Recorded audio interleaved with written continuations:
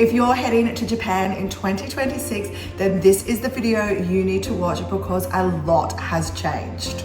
I will be breaking down everything you need to know from the brand new departure tax, the new entry rules, and the new accommodation tax that could tack on up to 10,000 yen to your accommodation booking per night. Plus, there are major updates that you need to know about how you will do your tax-free shopping in Japan. Plus, how one airline is overcoming over-tourism with free flights. And I will cover them all in this video.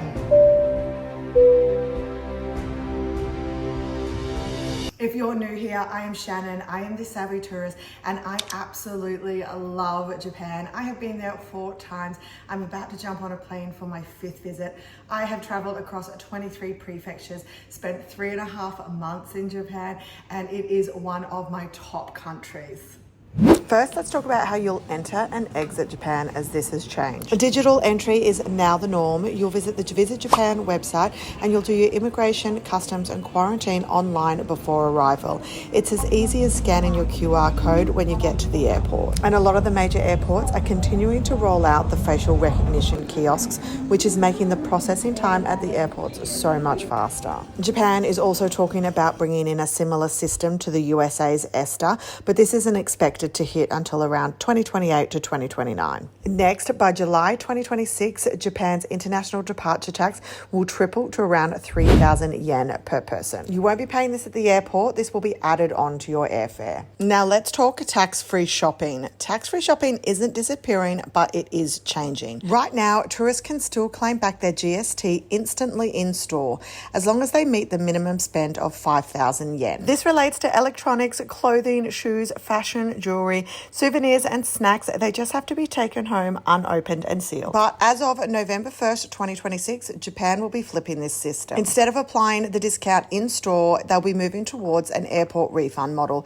similar to Australia and parts of Europe. Basically, you'll pay full price in store and then declare your purchases at customs when you leave. This next one was to counteract over-tourism. Hotels in major cities have imposed an accommodation tax, but as of 2026, Kyoto's is set to rise to up to 10,000 yen per person per night. This is a tiered system, so luxury stays are affected the most and will come into play in March 2026. Japan Airlines is tackling this over-tourism problem with a very clever perk offering free domestic flights for international passengers. This is encouraging tourists to skip the Tokyo, Kyoto, Osaka route and explore some of the regional towns by offering their internal flights on select JLA routes. Another result from the over-tourism is a lot of attractions will now have dual pricing, one for locals and one for tourists. This isn't everywhere yet, but expect to see this popping up more and more as the year continues. And lastly, Japan is quietly going digital. Suica and Pasmo cards are now fully digital on phones. QR codes are replacing paper tickets for Shinkansens and attractions,